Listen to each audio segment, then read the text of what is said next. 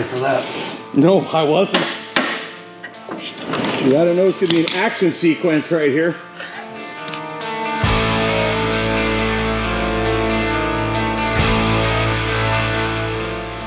What's up, everybody? FSC Trucking.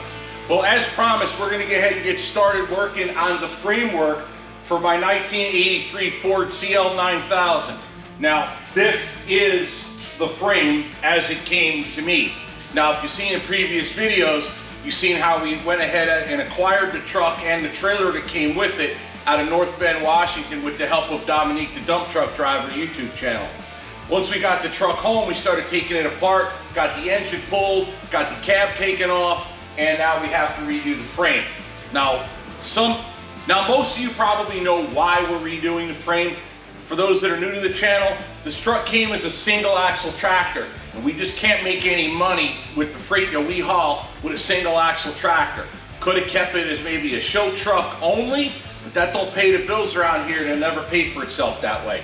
We're gonna have to convert it over to a dual drive axle tractor, 3-axle tractor. So what we've done is we took my old 352 apart and we went and used that frame because that frame was garbage. Now we are gonna weld that frame to this frame, making the double axle, making the double drive axle. However, that is just a template. It is not going to be used for anything other than the measurement of where the holes have to be. Now that the basic review is over, I'll explain. If you take out one frame rail and send it to a company out in Vermont, or we will take it to the company out in Vermont, PG Adams, what they are going to do is then take the one frame rail with the holes, Ford on the front, Peterbilt to the rear, and make one brand new from beginning to end frame rail with the holes already drilled in. That's the idea. So why are we going with a Peterbilt rear end? Well, because we have them. 2, parts are still available for that, where some of the original Ford stuff is basically unobtainium. Even if I had a rear cut off for a Ford, where am I getting parts for these things? Springs, bushings, shocks, etc. Some of these parts are just not going to be easily available commercially. That's not the important part. The important part is to make the truck resemble as closely as possible how it always was. A lot of you older drivers, even the newer drivers, have recognized these chapel trucks and trailers throughout the country. And now that they're disappearing left, right, and sideways, it's time to at least preserve some of them. I think very few of them were preserved. I probably have one of the only ones that are going to be looking as original as possible. That's the purpose of this project. Also, financially, it has to make money, so it's going to alter somewhat. But the idea is to keep the soul of the vehicle alive and well in this. Without me making the rest of this video and me yapping your ear off, let's get ahead and get working, and I'll tell you why we're doing what we're doing as we're doing it. Let's jump in. So now what we have to determine is where we're going to make the cut, what part, at which point the Peterbilt frame is going to start, where the axles are going to be, fuel tanks, and so on. That's just a little bit of complicated math. I'm not going to bore you to death with it, but I will show you where we get our numbers from. Alrighty, so here we have the prints for both fuel tanks, driver and passenger side. We're getting our fuel tanks from Alumatank out there in Illinois. They'll make brand new tanks. What I did is some time ago I brought them one of the old tanks so they know the size of the tank. Now we have to add length, so the tank is getting longer to hold more capacity.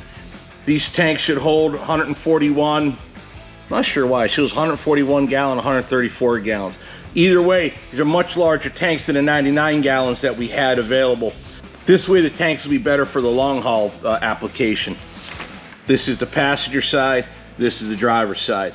This is how we're setting them up. All right, so now you see where we got the length of 61 3/8 inches total length of tank, where the older ones were much smaller. If you look at the picture of the truck the way it was, it had a very tiny fuel tank. But that's not the only surprise we got going with this truck. All right, now I came out here to talk about Orwell real quick because Orwell plays some part of what this truck's gonna be. Orwell has the green APU, and that truck will as well. So with that, we have to allow for the space for the green APU to be there. Orwell also has the, what are they, about 130, 135 gallon tanks. It doesn't say the size, but they're in the neighborhood of 130 135, somewhere in that range on both sides. So Orwell has obviously the large fuel tank. The only other problem with the Ford compared to Orwell is on the Ford, directly behind the front tire, was the battery boxes, and they're going to stay right there because the battery boxes were also the steps to get in the truck. So the green APU on the Ford is not going to go here, and we're not going to shift the fuel tank any, again preserving the style of the truck as it always was. So sadly, the green APU has to have room, and that will be behind the fuel tank but in front of the drive axle. So it'll be sandwiched in this gap. We have to make sure that this gap is large enough for the green APU. As it happens, we have a perfect display model so we can measure off the one on Orwell. Also, on the fuel tank, we're able to weld the boss directly into the tank, or a flange directly into the tank when we make it. That way we don't have to just drill into the tank and thread it. We can just make the tank with the green APU's fuel supply already planned in. So it's going to be on the Ford, steer tire, battery box, fuel tank, green APU, dual drives. That's how the Ford's going to play out. All right, let me get back in there before Chris gets the whole job done. He's already started on it. Now right now the truck frame is not sitting level. It's actually riding with the tail end high. We're going to raise up the front of the truck and we're going to hold it by its frame, leaving the axle dangle. Ultimately, when we're done with this video, this rail right here will be gone, leaving only that side frame and the front axle and the bumper, the frame horns, etc. That's it. Once it's shipped out, we won't see it for a while. When the new ones come in, we'll have this set up to get ahead and put the new ones in, because believe it or not, Ford actually knew what they were doing when they put this truck together, and it will self-line up and self-hold together the front without use of a frame jig. The front setup is already built that way. What were they thinking? There's a big untouched spot between the forward mount and the tank strap here. So I'm thinking when we actually put the cut, I'm thinking in this like clean area, but more of the Ford and less of the Peterbilt, just because the Ford frame's in better shape. But yeah, right, I'm thinking right about where these, somewhere in this general area is what I'm thinking. Yep. That part seemed to work. It was the cylinders that were junk. Well, you know, you jacked yours up and up, those are nice. Oh, God. Yeah, it would have been nice to see if the cylinders worked right, but then again, the hoses weren't holding pressure, and I think I reversed the plumbing. So I think one was pulling, one was pushing, and I burst the hose. So that's why we used the telehandler. All right, I'm gonna lift up the ascent and slide it forward, that frame piece, that there.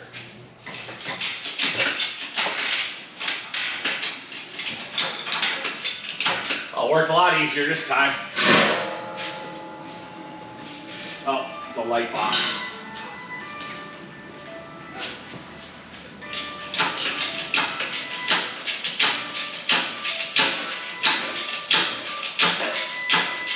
Gosh, that's probably the guy with the welder calling now. There you go. That's good.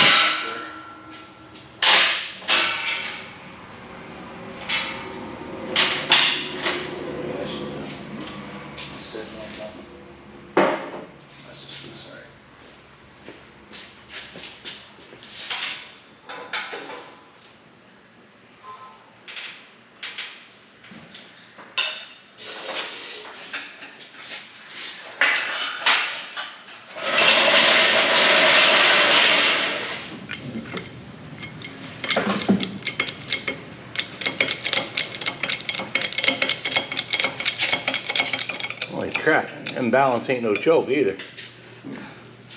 One side's one side 8 inches up, the other side's still touching. I'm just gonna set it down and re-pick it from a different center of gravity.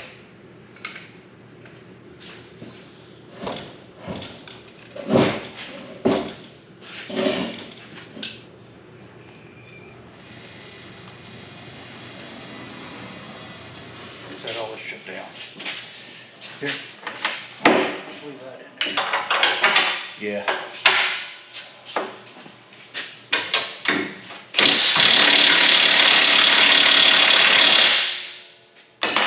I'm moving up.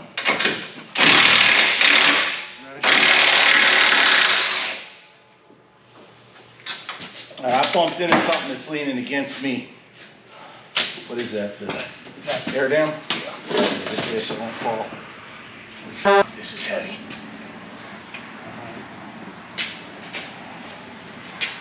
Okay, I'm gonna grab it, we'll come out and come down. I think. Hopefully control. Ready?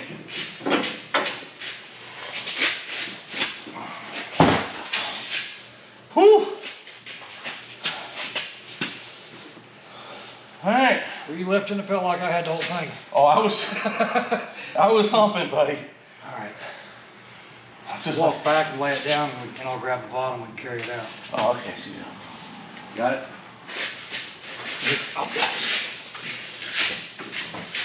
Okay, I'm going up.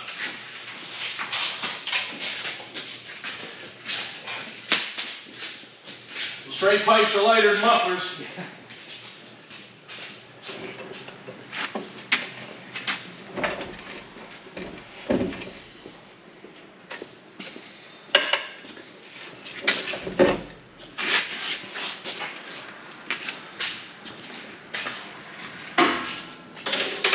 Bolts along the move. Sometimes that's pretty convenient.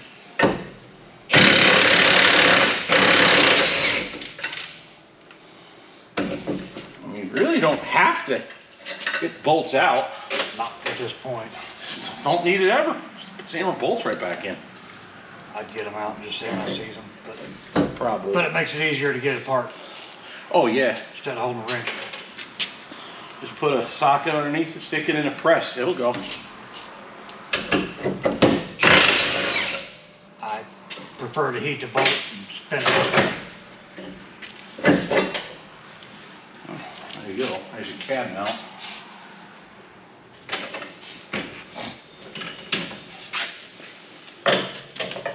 Got it? We'll see. Did have. Oh, a little more.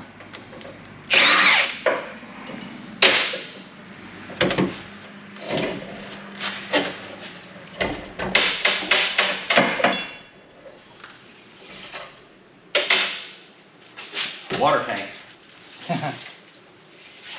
Wow.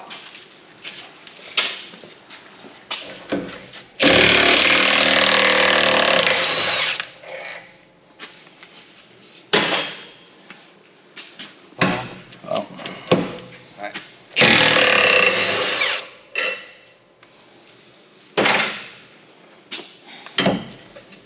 All right.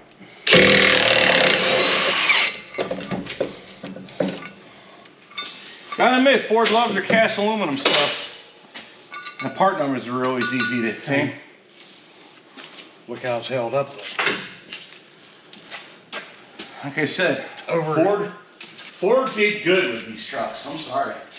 People talk trash about the old Ford semis. My dad had one.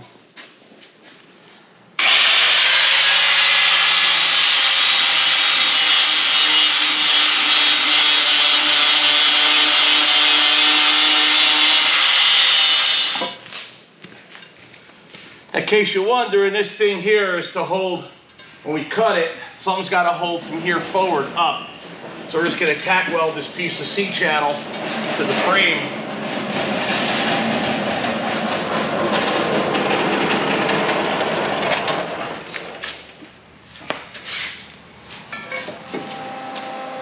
Be sure it's on weld. I flashed myself more than once with this thing. Leave it on grind mode. Yeah. Go to weld. Ah! Surprise!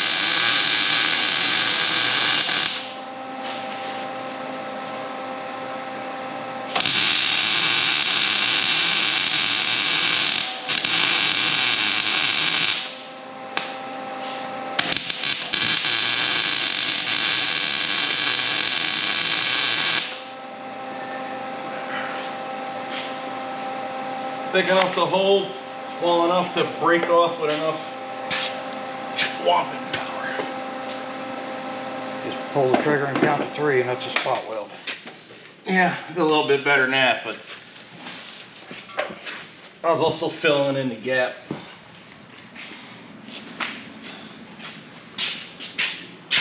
Is that all the welding you need? Should be.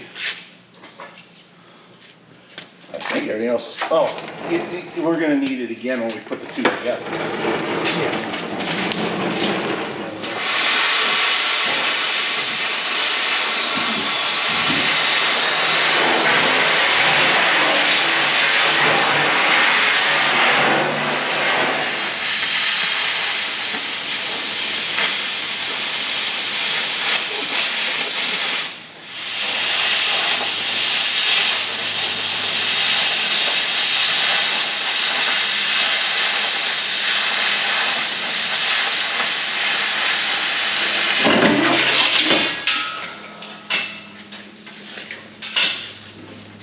That worked.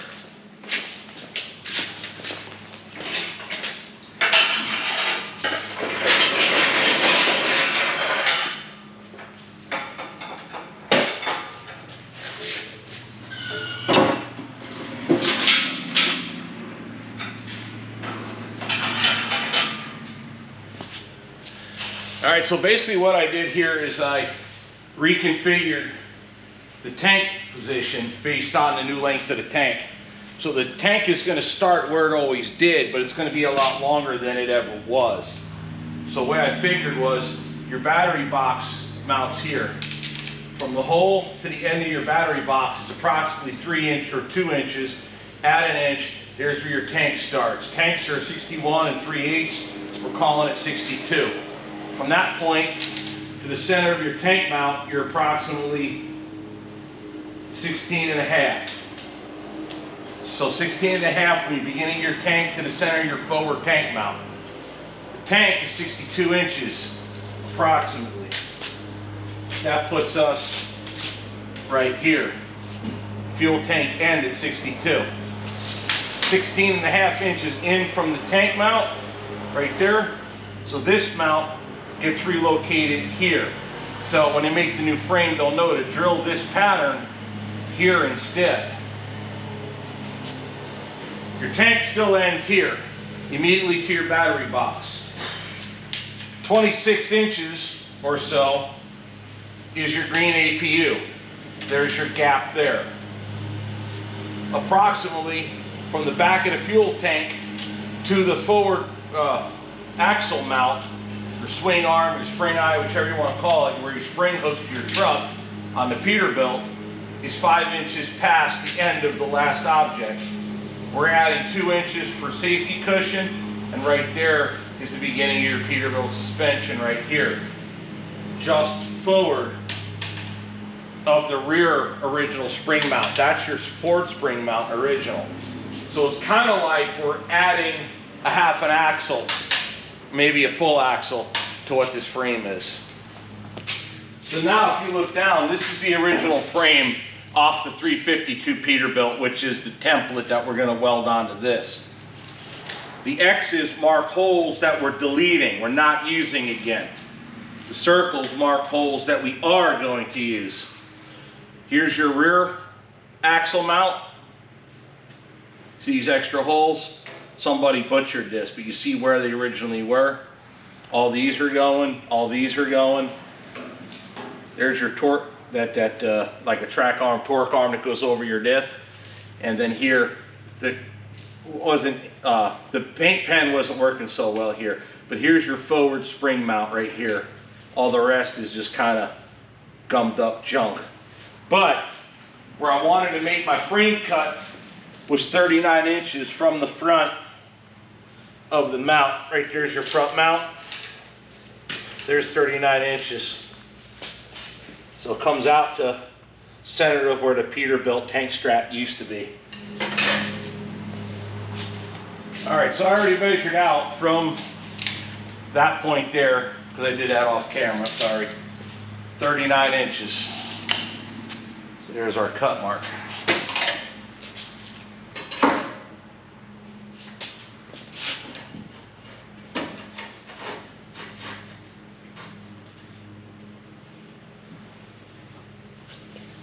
That's where we cut our frame.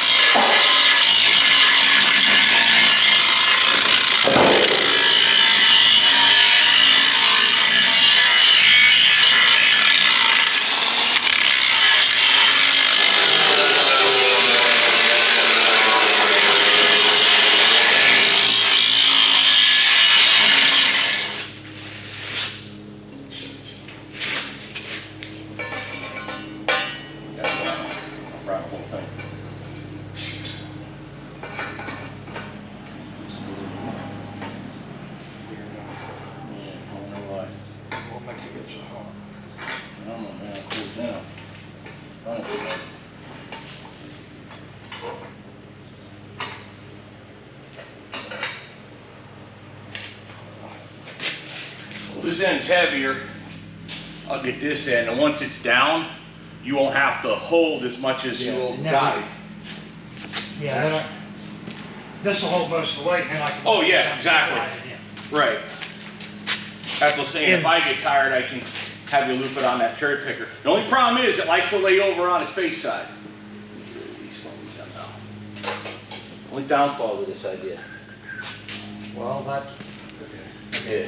all right. Got it? Oh, you want to roll it first? Yeah. All right, ready?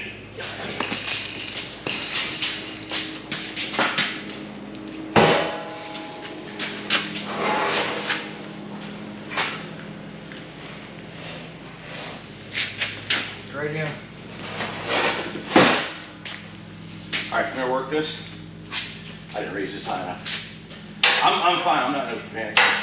Just raise it up a little and put it.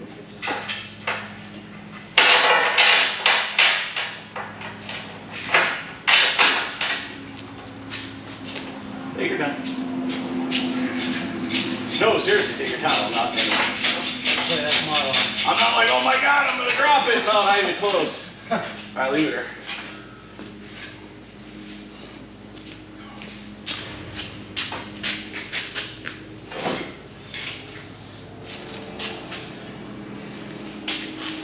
I talk about ugly.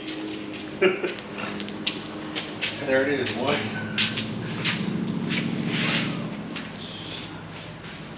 They don't have to be perfect. Just No. template. That's all it is. I think we just level it up and weld it. We're almost dead on there.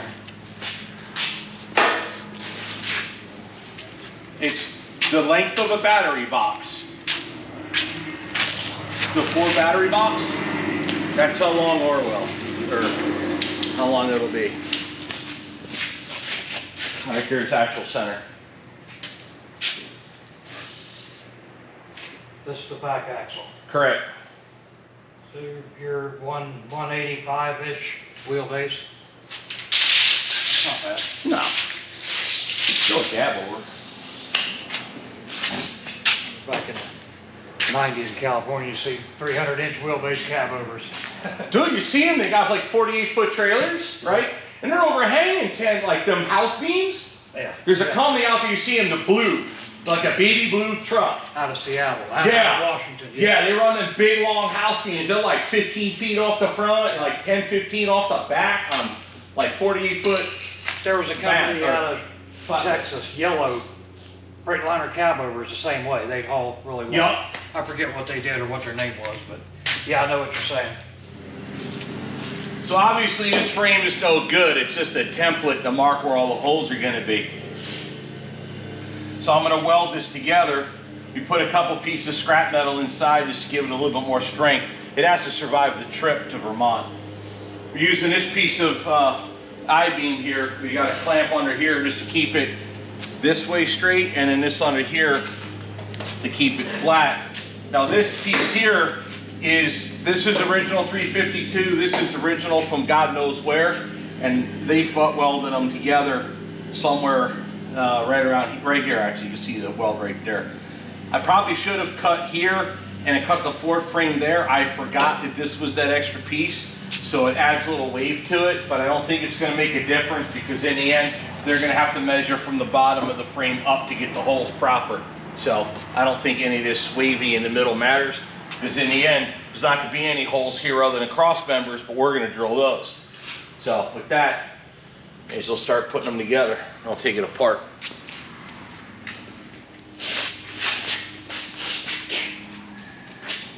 There it is. It would have had a clean spot for it around somewhere. Yeah, that leg you welded on. Oh yeah, that too.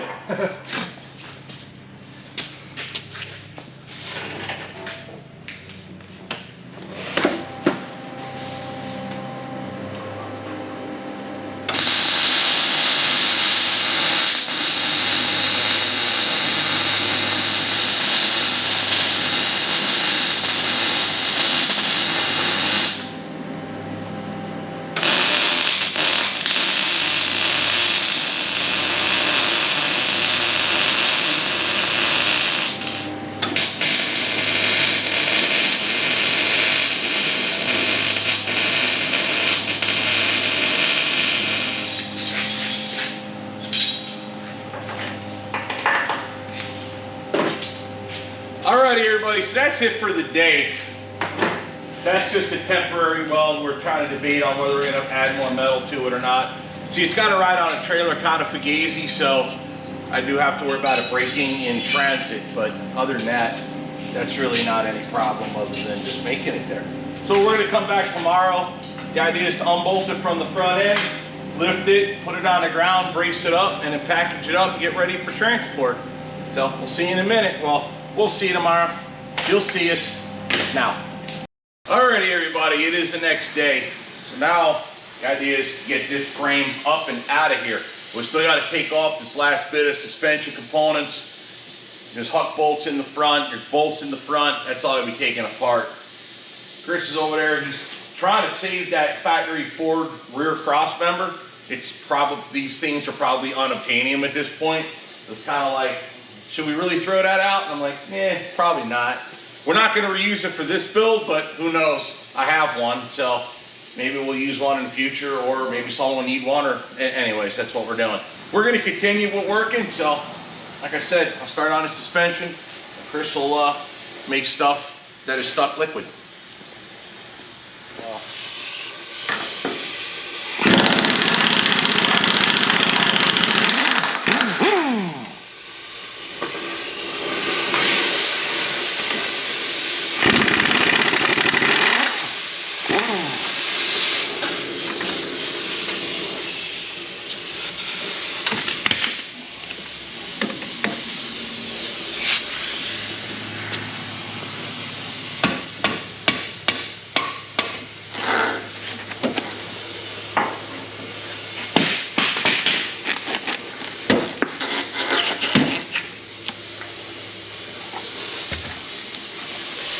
All right, next we're going to work on this clutch rod here. Some of these older Fords, the Cabovers, have hydraulic clutches where you step on the clutch as a clutch master cylinder, and then on the transmission there's a slave cylinder.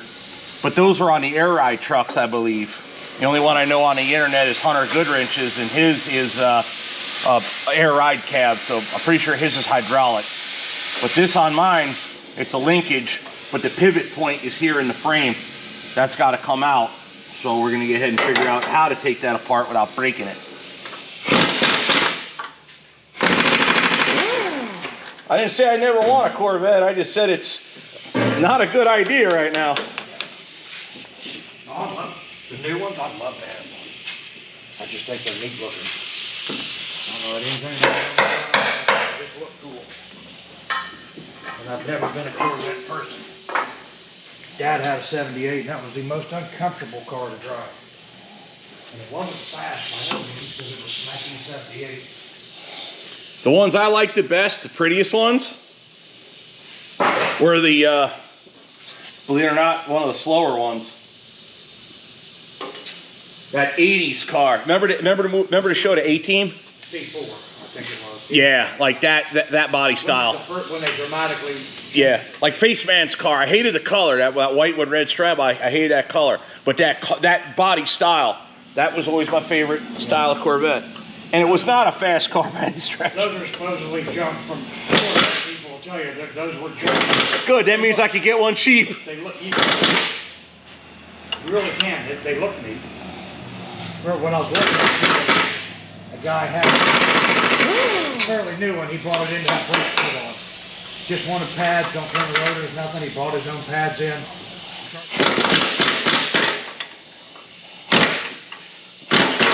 Dude, one of my favorite cars, one of the slowest cars on earth. Damn DeLorean. All right, sit in first without sitting on the armrest.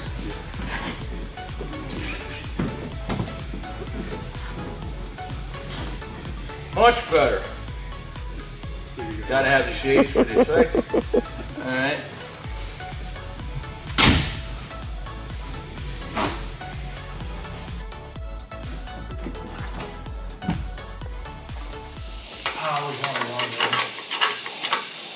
They're not, the motors are terrible, they just look neat. I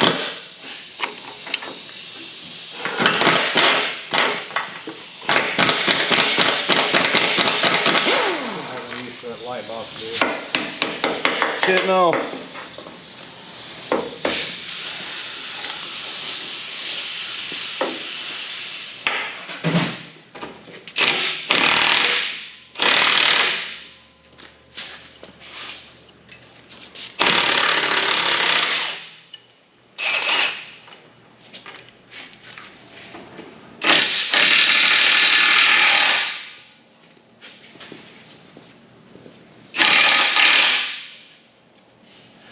Now, do you want to take this apart and take the gearbox out as a unit, or leave it dangle? Well, it's mounted here. There's just the one bolt here coming through the frame. So I was Does this one not go through the frame? No, the frame stops back here. So I think we can leave it alone. Because they're going to clean all that. Okay, that's not in the box. Yeah, only ones that go through the box are bolts. You know, if we take that off, we got to separate something. Yeah. Which we can do later. Well, the only thing is I do want to clean that shit, so it might be easier if we took the box off. All right. And I don't know if we have to service the box at all, if that's even rebuildable. If we should, I don't have no idea what condition it was in. I get it. My thought was take it off just so we ain't fumbling around with it later. Just makes it easier to clean. Not a problem. Thank Well, we hope anyway.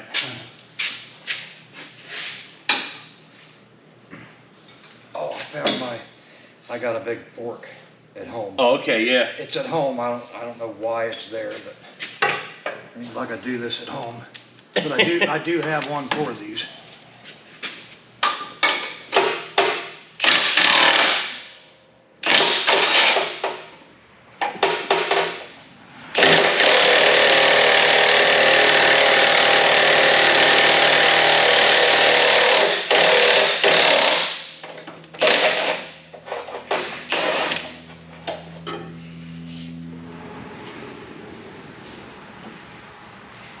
Wow, I can't believe that. Cotter pin come out without fighting too terribly? Yeah. Which I'm sure it's been apart a few times in his life, but.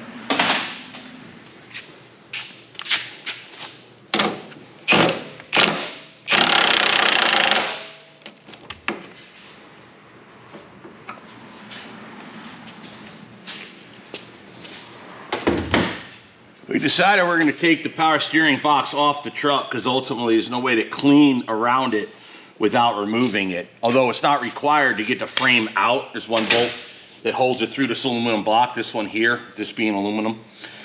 This one would hold it. The other would have to be removed just because it goes through the frame. Actually, two of them could stay. As the other one would have to go. That one there. Yeah, well this one here goes through the frame too. But yeah, that one just goes in the aluminum, not the frame rail. But we're never gonna be able to clean it up with this on there, so the idea is take it off. Plus, I don't know, does it need rebuilt, does it not? Who rebuilds these, you know? Leave a comment. Can you, just like hold pressure or smack the knuckle either way? You're talking smack. I would smack here. Oh. I was gonna get underneath and smack it.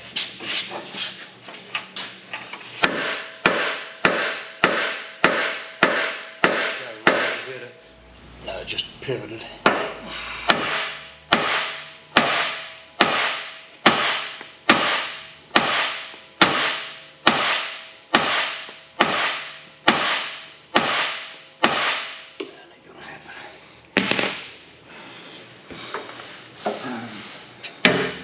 Alright, I'll shoot the stud out. Well, I could take the pitman arm off the box, I guess.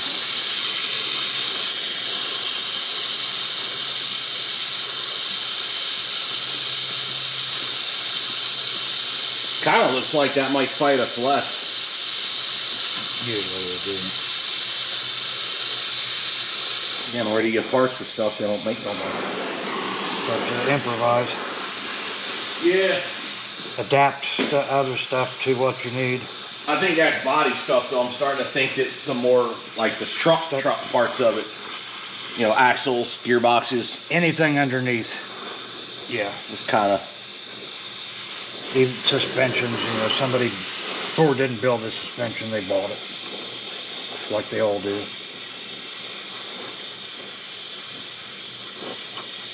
Or they all did. Packard has theirs, Freightliner has theirs, Volvo has theirs. They're all pretty much similar. Alright, you want to try one again? If this don't work very easy, I'll just take the pitman arm off. It's just easier to line things back up this way. There's a nut on there, so it won't fly down and hit me like it did the last time.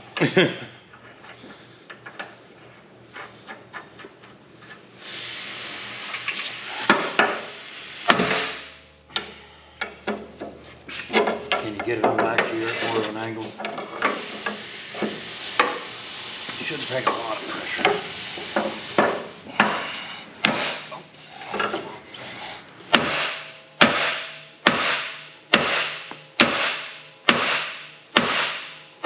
God. Ow. Hot grease. I'll tell you what, you hit yourself with a hammer or clunking on your head again? No, not this time. Hot grease.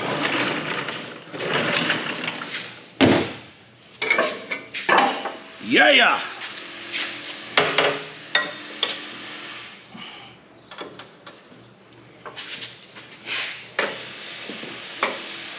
Let's see if it goes.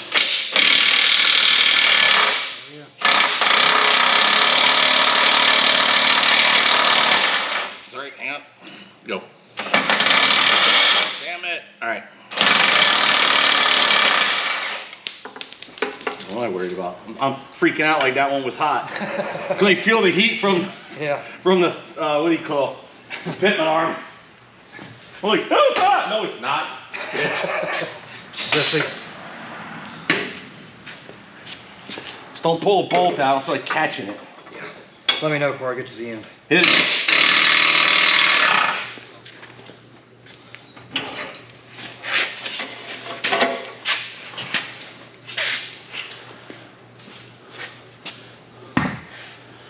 Better you than me, because I'd have never fit through that gap.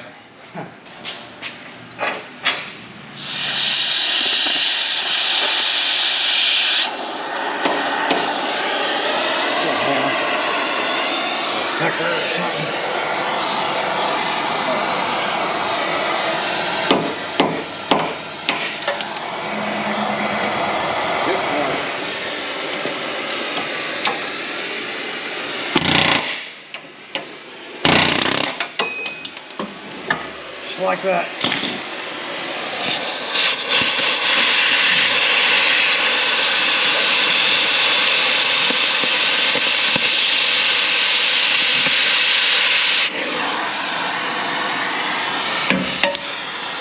Where'd it go? Huh. I wasn't ready for that. No, I wasn't.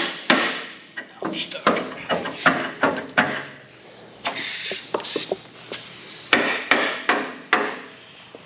Oh, great. Can you hit the, is the punch sticking out? Just enough.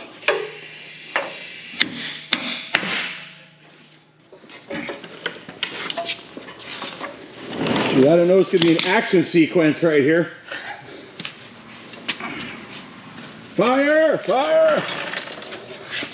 Call it slaw.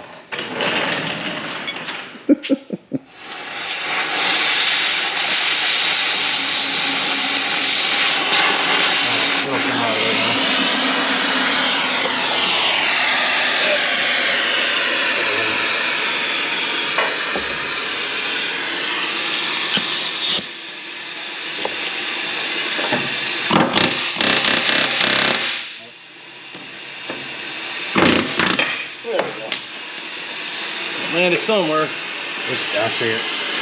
It's in the clear.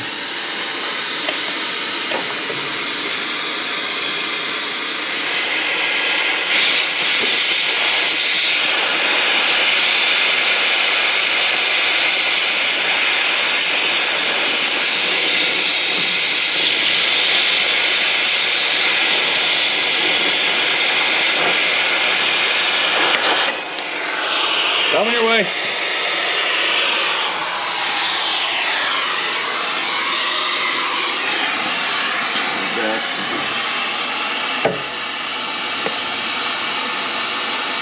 You can pack her go.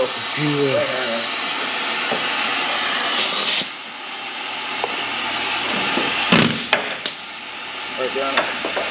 Yeah, they are coming out pretty easy, so probably shouldn't have a problem. Yeah, I'll just hang on to it when you.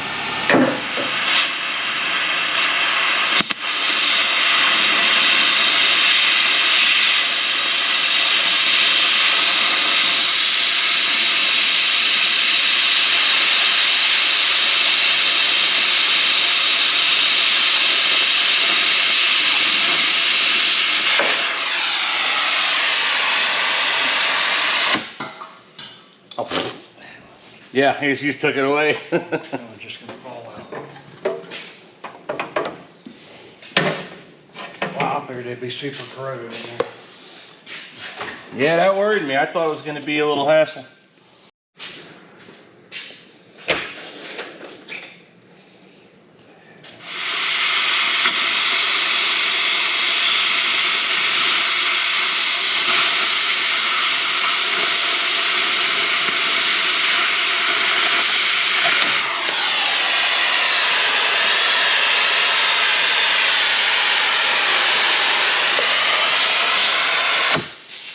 Probably a good idea to clean that tip for the next two.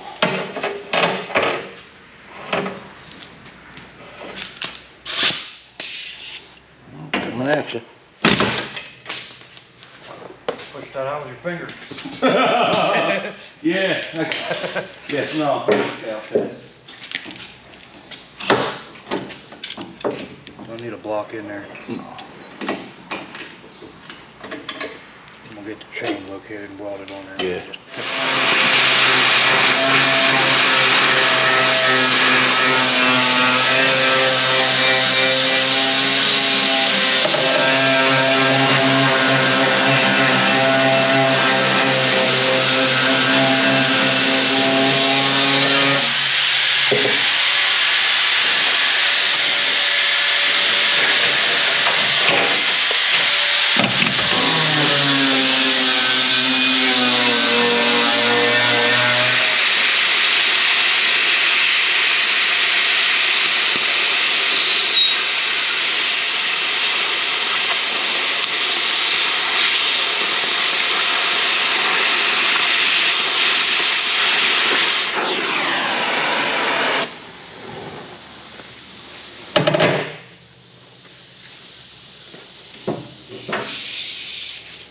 All right, last one.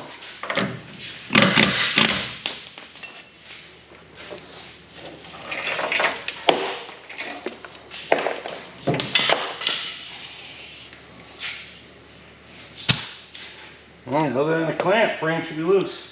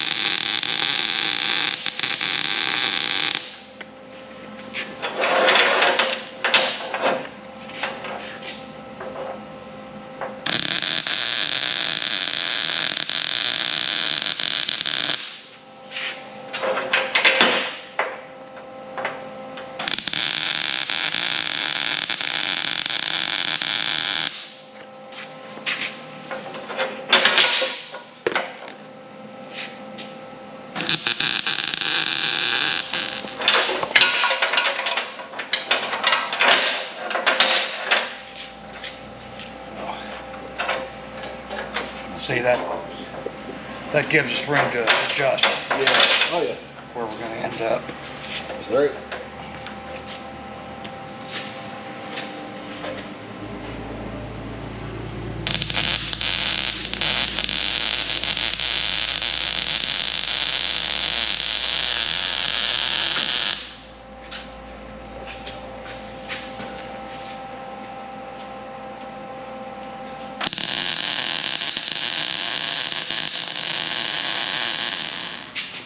I don't know, I guess we'll just wing it. Well, you're gonna have to break this loose once we, I don't know if it'll break or I'll have to hit it with a little bit of grind action.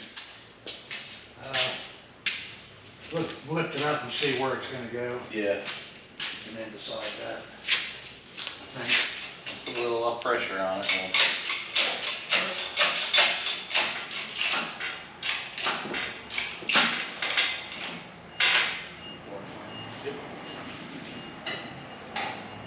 think I'm too far in the back. You gotta bear in mind, you got that good piece right there, but it seems to balance out pretty decent right now. Look at that. I don't know what to leave that on there. I think you, oh, it's picking up the other cross member. No, until we got it come out. Back a little. Let me get over here to balance it. That. Hang on. Give it a little. When we go down. It's out.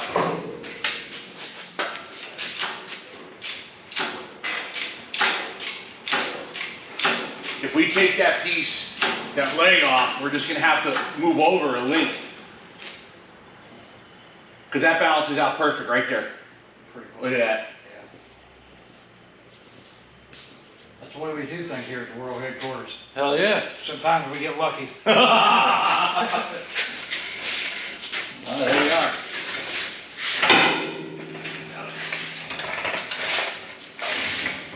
There we go. There's.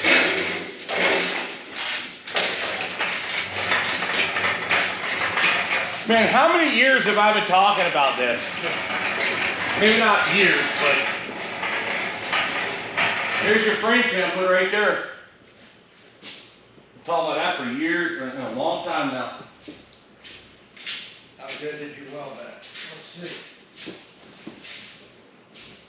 My packs can be a little egregious. Something you want to break off probably won't. Ready? Yep.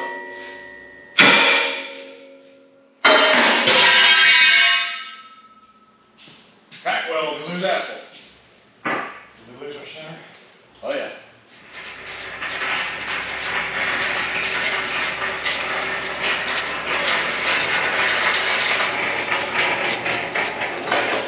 We drop off that edge and Well, first case, up the crap on it over.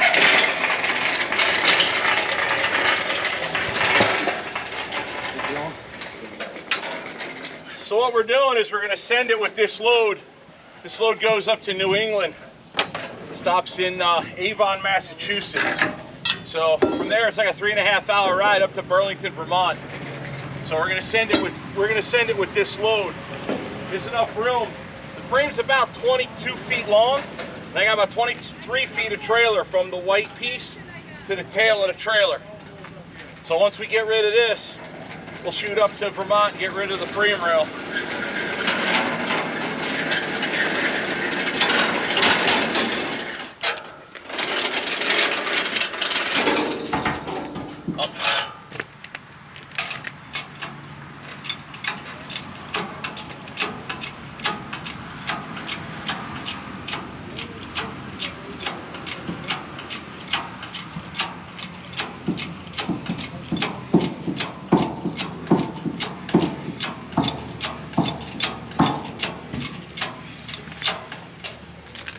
Good.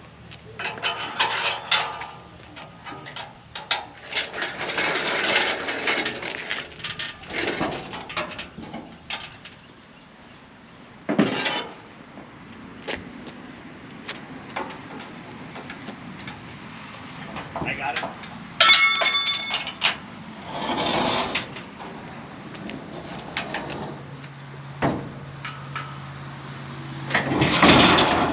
I actually wanted it to go the other way.